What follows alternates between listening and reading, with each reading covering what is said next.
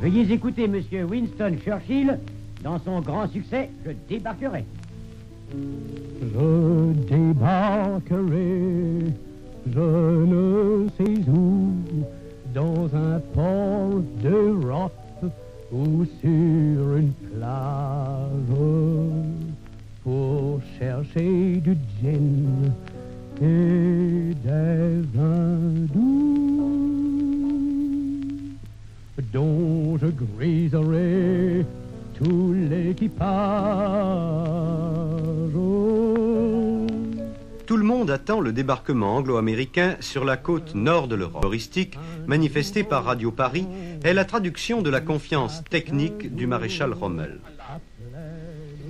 Auf den vorzüglichen Geist unserer Truppe, auf die neue Bewaffnung und die Kampfmittel, die uns in die Hand gegeben sind, können wir den kommenden Ereignissen mit größter Ruhe entgegensehen. Répété chaque jour, le slogan de Jean-Hérold Paqui est devenu en quelque sorte la romance de Radio Paris. De chacun des belligérants, on espère moins une surprise qu'une manifestation militaire de grande envergure. Et c'est dans cet esprit, naturellement, que l'on estime ici avoir raison de croire que l'Angleterre, comme Carthage, sera bel et bien détruite.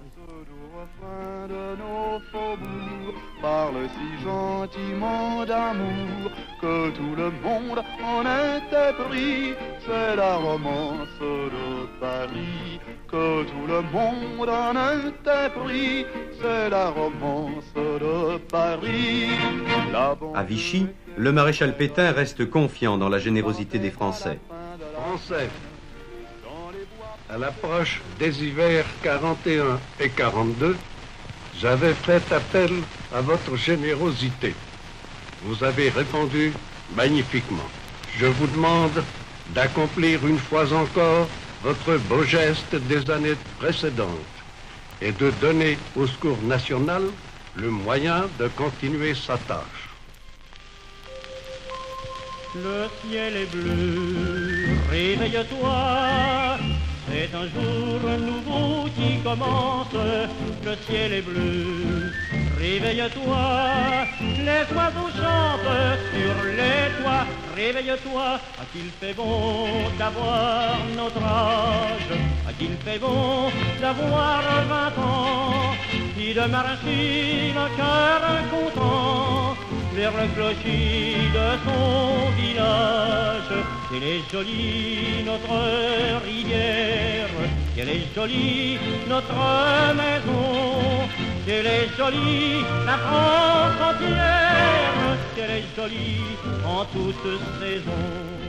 Le piétinement allié sur le front italien est une source inépuisable de commentaires ironiques de Radio Paris. L'objectif en demeure Rome, certes, mais Wilson se rend bien compte à présent que le débarquement de Nettuno n'a pas soulagé la 5e armée dans son assaut direct contre Cassino. Et à son tour, le général Clark peut constater que l'intervention du général Wilson à Nettuno n'a pas importuné le maréchal Kesselring. Malgré toutes les interdictions, les Français écoutent les diverses radios alliées. La voix de l'Amérique est retransmise par Londres.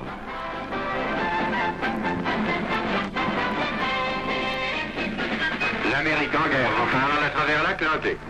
Il est 9h30 du matin à New York. Voici tout d'abord Philippe Barrett. Chers compatriotes, l'offensive que les forces américaines viennent de déclencher contre les positions japonaises des îles Marshall dans le Pacifique central est importante pour tous les alliés, y compris nous autres Français, parce qu'elle influence l'ensemble de la guerre. Les premiers débarquements américains ont été faits lundi dernier sur une des îles centrales du groupe, l'île de Kwajalein. Kwajalein se trouve lié par un ensemble de rochers à un îlot appelé îlot du Roi. Il y a un beau port, une base d'hydravion et une base sous-marine sur Kwajalein. Et il y a un terrain d'aviation sur l'île du Roi. En débarquant sur ces îles, les Américains envahissent pour la première fois des territoires qui se trouvent sous mandat japonais depuis la fin de la guerre de 1918. Vous venez d'entendre Philippe Barrett. Écoutez maintenant Jacques Maritain qui vous parlera de la résistance spirituelle en France. Voici Jacques Maritain. Quand la catastrophe a fondu sur notre pays, chaque Français s'est trouvé mis en face d'une question première, qu'est-ce qui importe avant tout? Et chacun a répondu selon l'état de son cœur et de sa conscience. Ceux qui pensaient juste ont répondu. Ce qui importe avant tout, c'est que la France garde son âme. C'est que la France ne perde pas l'honneur. Radio Brazzaville est, depuis 1940, l'émetteur de la France libre. De très durs combats se poursuivent dans les rues de Cassino, ainsi qu'au nord et à l'ouest de la ville. Sur le front d'Anzio, les troupes alliées ont rejeté hier toutes les contre-attaques allemandes et ont fait plusieurs centaines de prisonniers.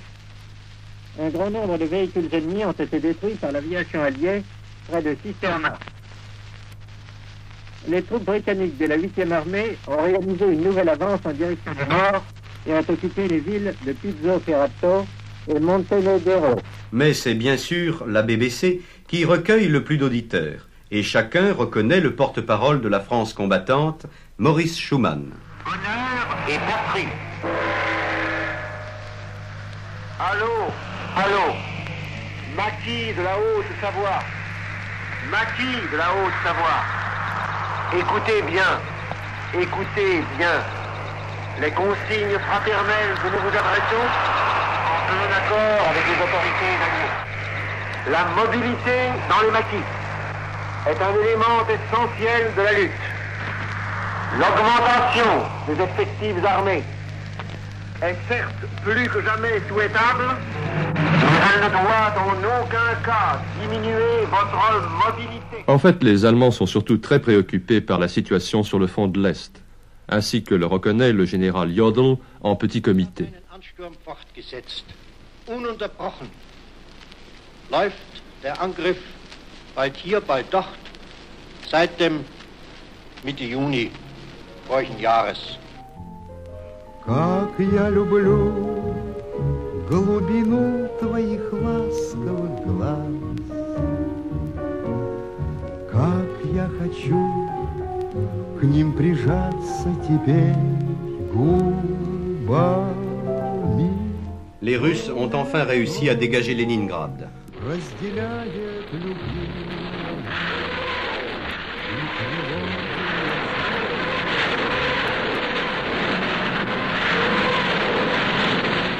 Le front d'Italie est toujours bloqué. Le général Clark a fait appel à des troupes françaises d'Afrique du Nord, dont le courage a été salué par les Allemands qui s'y connaissent, mais ce courage même, parce qu'il était seul et qu'il n'avait pas le soutien des Anglais et des Américains, n'a pu venir à bout de la splendide obstination des grenadiers du maréchal Kesselring. Et la ligne Gustave, dont l'agence Reuters avait annoncé voici déjà plus d'une semaine qu'elle était enfoncée, se porte bien.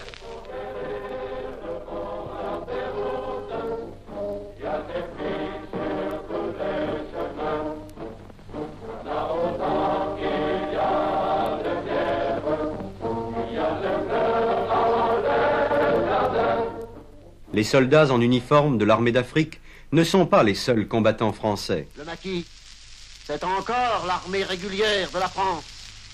Une armée dont le premier difficile devoir est de ménager ses forces, d'éviter le combat à armes inégales, de ne pas se laisser accrocher, de rompre le contact pour le reprendre ensuite, de savoir se disperser pour se regrouper aussitôt.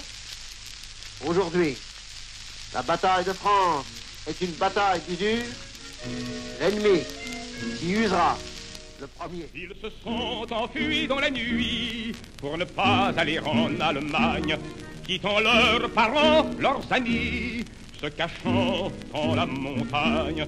Et pour mieux servir le pays, ils ont pris le maquis. Ce sont ceux du maquis, ceux de la résistance.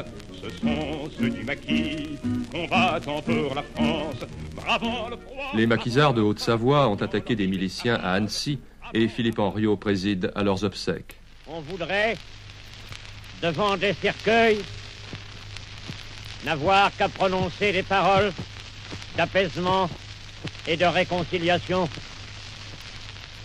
Mais au lendemain d'une tragédie